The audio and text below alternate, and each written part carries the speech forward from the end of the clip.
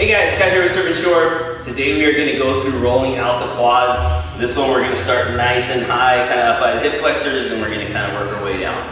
Really want to make sure that we get outside, middle, and inside of the quads. Want to get all of those quad muscles to loosen up.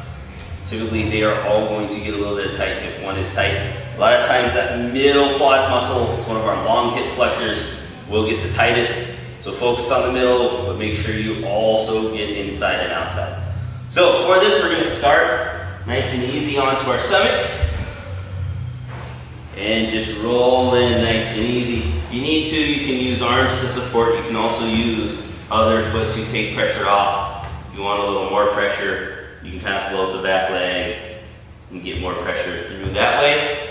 From there, if you find a spot, you can do a little side to side. You can also lift the heel up, get a little stretch that way where you're getting an active release. And again, just make sure you're going all the way up, all the way down, and then you're also hitting inside and outside of the quads. Try it out, see what you think.